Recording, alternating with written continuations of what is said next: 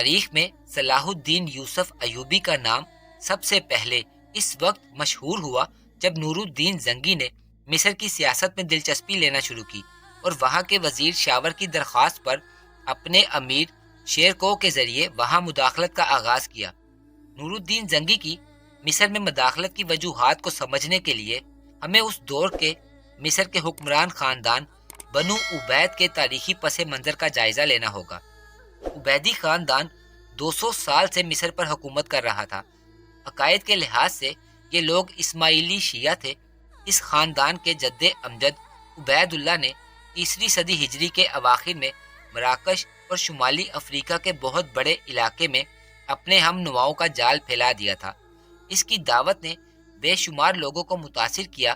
اس نے مہدی ہونے کا دعویٰ کر کے 297 ہجری 911 عیسوی میں فاطمی خلافت کے نام سے ایک نئی خلافت کی بنیاد ڈال دی، جو عقائد و نظریات میں اہل سنت و الجماعت سے متصادم ہونے کے علاوہ مسلمانوں کے سیاسی مرکز وحدت خلافت عباسیہ کی بھی مخالف تھی۔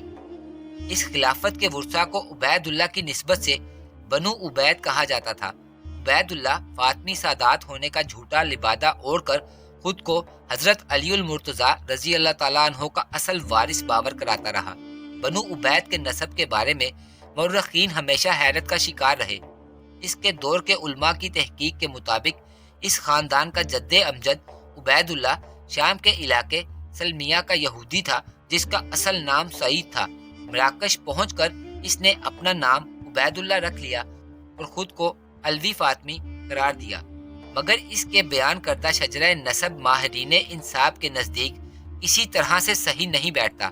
انساب کے علماء میں سے کسی نے اس کا نسب نامے کا ذکر نہیں کیا۔ یہی عبید اللہ بعد میں مہدی ہونے کا دعویٰ کرنے لگا۔ افریقہ کا شہر مہدیہ اسی جعلی مہدی کی طرف منسوب ہے۔ عبید اللہ کے مبلغ لوگوں کو مختلف طریقوں سے ورگلاتے اور گمراہ کرتے۔ بعض کو بتاتے کہ عبید اللہ مہدی اور ابن رسول اللہ ہے، کسی کو یہ عقیدہ سکھاتے کہ وہ خود رسول خدا ہے، اور لوگوں کو یقین دلاتے کہ مہدی خدا ہے۔ عبید اللہ کی بدبختی کا یہ عالم تھا کہ اپنی کفریات کی مخالف کرنے والے علماء اور فقہا کو دربار میں طلب کرتا اور قالین پر اپنے سامنے ذبح کراتا۔ اس کا جانشین القائم بے دینی میں اس سے کہیں بڑھ کر تھا۔ اس کے نمائندے کھلے عام توہین رسالت کا ارتکاب کرتے اور بازاروں میں آوازیں لگاتے پھرتے۔ دوستو، جو آوازیں وہ لگاتے وہ اس قدر ناقابل بیان ہے کہ میں چاہ کر بھی بیان نہیں کر پا رہا۔ مصر کے مسلمان یہ ناپاک کلمات سن کر خون کے آنسو روتے، مگر کچھ نہ کر پاتے۔ قائم کے بعد اس کا بیٹا منصور سربراہ بنا۔ ابو یزید مخلد نامی ایک بزرگ نے ان کفریات کے خلاف احتجاج کیا تو منصور نے حق گوئی کے جرم میں ان کی کھال تک اتروا دی اور ان کو سولی پر لٹکا دیا۔ عبید اللہ مہدی، قائم اور منصور تینوں نے افریقہ میں حکومت کی، مگر 358 ہجری سن 969 میں عبید اللہ کے جانشین مصر پر بھی قابض ہو گئے۔ ان ممالک کی اکثر آبادی اہل سنت تھی اور مسلکاً امام شافعی اور امام مالک رحمۃ اللہ علیہ کی فقہ پر عمل پیرا تھی، تاہم عبیدی اقلیت ہوتے ہوئے بھی بزور شمشیر سنی اکثریت پر حکومت کرتے گئے۔ مصر میں عبیدیوں کے 11 خلفاء ہوئے، جن کے مبلغین لوگوں کو یہ تک عقیدہ سکھانے لگے کہ عبیدی سربراہ ہی سورج کو مشرق سے طلوع اور مغرب میں غروب کرتا ہے۔ ان میں سے ایک خلیفہ نے شام کے مشہور فقیہ ابن نابلسی کو گرفتار کرا کر ایک لکڑی کے پنجرے میں اپنے پاس طلب کیا اور اپنے سامنے زندہ حالت میں ان کی کھال اتروا کر سولی چڑھایا۔ ان کے دور حکومت میں بازاروں میں، سڑکوں میں، جامع مساجد کے دروازوں پر صحابہ کرام کے خلاف گالم گلوچ لکھنا عام سی بات ہو گئی۔ ایک بزرگ ابو القاسم الوسطی نے بیت المقدس میں اذان دیتے ہوئے ایک بار ان عبیدیوں کے طریقہ اذان کی بجائے صحیح طریقے سے اذان دے دی، جس میں انہوں نے حی علی الفلاح کہہ دیا۔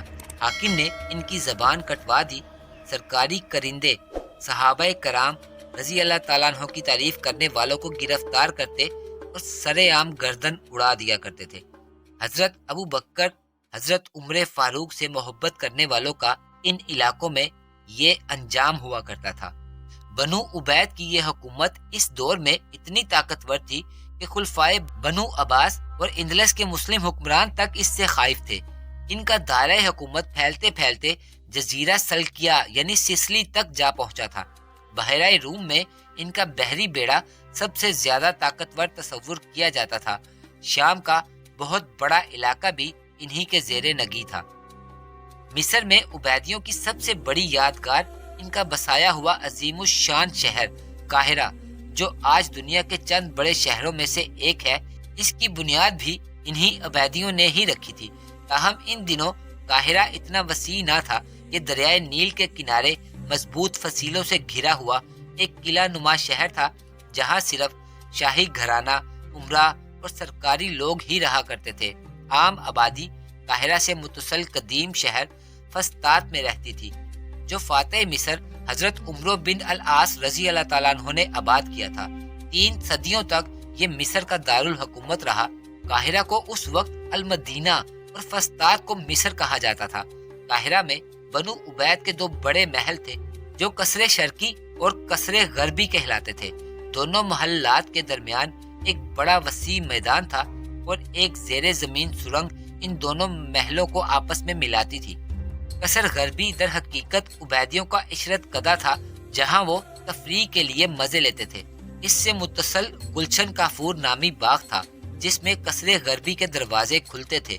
نزدیک ہی بنو عبید کا آبائی قبرستان تھا۔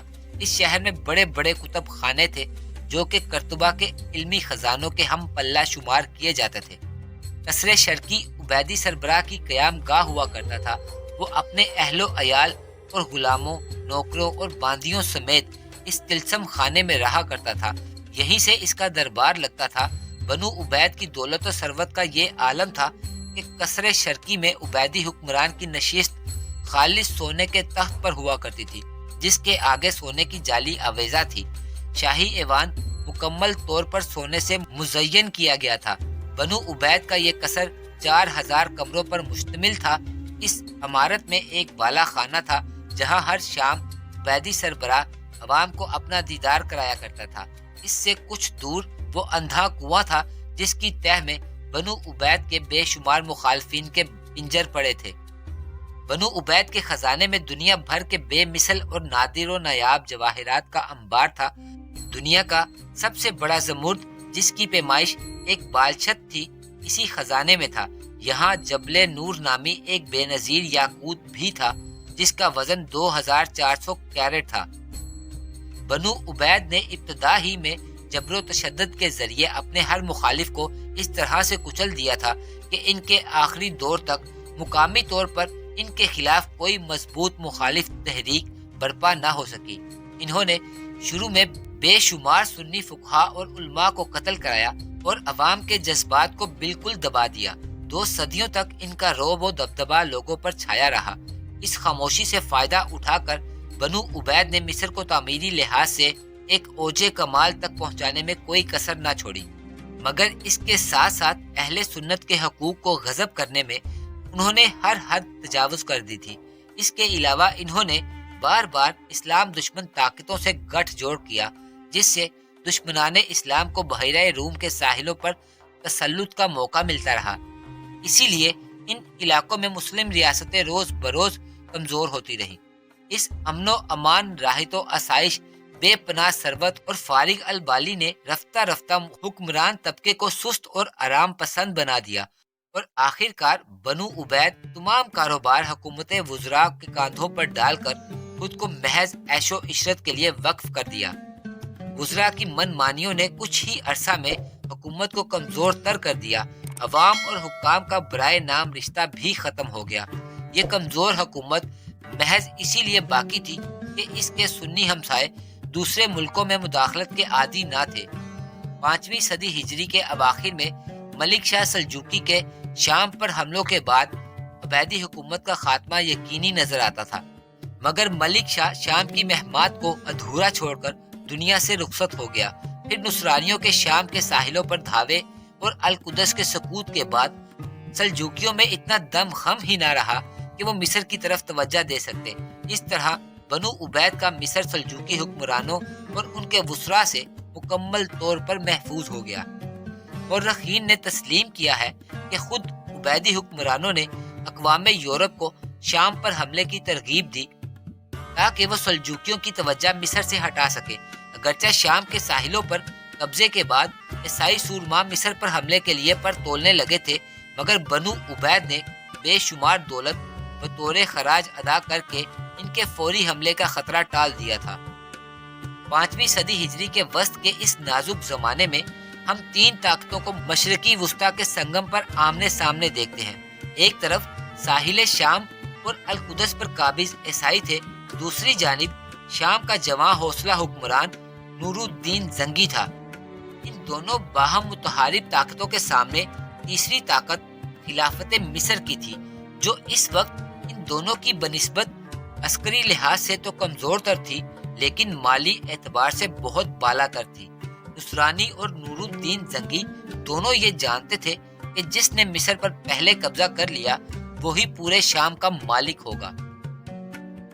مصر کے عبیدی حکمران، جو کہ اس وقت اپنے وزراء کے ہاتھوں پہ کھلونا بنے ہوئے تھے، کچھ کرنے کی صلاحیت نہیں رکھتے تھے، مگر حکومت کے سیاہ و سفید پر قابض ان کے وزراء اس صورتحال کو اچھی طرح سے سمجھتے تھے۔ اس لیے وہ نت نئی چالوں سے کبھی فرنگیوں اور کبھی نور الدین زنگی کو فریب دیتے رہے، مگر سیاسی شطرنج کی اس بازی میں ایک موقع پر مصری کھلاڑی ایسی غلطی فاش کر بیٹھے جس نے ان کی پوری حکومت کا تختہ الٹ دیا۔ ان دنوں مصر کا حکمران غازد نامی ایک نو عمر اور نا تجربہ کار نوجوان تھا۔ اس کا ماتحت شاور سعدی نامی ایک ہوشیار عرب وزیر تھا جو سارے نظام حکومت پر حاوی تھا۔ اصولی طور پر وہ مصر کے بلائی علاقے کا گورنر تھا، مگر عملاً پورے مصر پر اسی کا راج تھا۔ 558 ہجری سن 1163 میں اس کی وزیر اعظم زریق بن طلائی سے چپکلی شروع ہوئی، جس کا انجام یہ ہوا کہ شاور نے وزیر اعظم کو قتل کر کے خود مصر کا قلمدان وزارت سنبھال لیا۔ اس صورتحال سے اس کے سیاسی مخالفین انگاروں پر لوٹنے لگے۔ انہوں نے برقیہ کے نام سے ایک مسلح گروہ بنایا جس کا لیڈر زرغام نامی ایک سالار تھا۔ زرغام نے چند ماہ بعد دارالوزارت پر بزور شمشیر قبضہ کر کے شاور کو بھاگنے پر مجبور کر دیا۔ زرغام دولت بنو عبید سے اتنا متنفر تھا کہ عبیدی امراء اور عمائد کو چن چن کر قتل کراتا جا رہا تھا۔ بظاہر وہ مصر کا وزیر اعظم تھا، مگر در حقیقت اس ملک کا مطلق العنان حکمران بن چکا تھا۔ شاور اپنی جان بچا کر مصر سے بھاگا تو اسے نور الدین زنگی کے سوا کہیں بھی جائے پناہ دکھائی نہ دی۔ اس نے نور الدین زنگی سے درخواست کی کہ اسے مصر کی وزارت عظمیٰ واپس دلوائی جائے۔ وہ اس مہم کے سارے اخراجات برداشت کرے گا اور ہر سال مصر کی تہائی آمدنی دربار زنگی کو پیش کرتا رہے گا۔ نور الدین کو مصر میں سیاسی و عسکری مداخلت کا بیٹھے بٹھائے ایک مثبت اور قانونی موقع مل رہا تھا، جو نہ صرف آگے چل کر وہاں اہل سنت کے حقوق کے تحفظ کے لیے کارآمد ثابت ہو سکتا تھا، بلکہ مصر میں اہل سنت کو غالب بھی کر سکتا تھا۔ چنانچہ نور الدین نے اس پیشکش پر سنجیدگی سے غور و فکر شروع کر دیا۔ اس دوران اطلاع ملی کہ مصر کے نئے آمر زرغام نے القدس کے نئے عیسائی بادشاہ کو بھاری خراج ادا کرنے کے وعدے پر ایک دفاعی معاہدہ کر لیا ہے۔ نور الدین کے لیے مصر اور عیسائی حکمرانوں کا اتحاد کسی بھی طرح سے قابل برداشت نہیں تھا، خصوصاً اس لیے کہ یہ اتحاد در حقیقت اسی کے خلاف تشکیل دیا جا رہا تھا۔ اس نے فوراً شاور کی پیشکش کو قبول کیا اور مصر پر حملے کے لیے اس نے اپنے جرنیل اسد الدین شیرکو کو سب سے زیادہ موزوں سمجھا اور اسے ترکمانوں کا ایک لشکر دے کر مصر کی طرف روانہ کر دیا۔ صلاح الدین ایوبی بھی اسی فوج میں شامل تھا۔ در حقیقت یہ لشکر مصر میں ایک نئی تاریخ رقم کرنے جا رہا تھا۔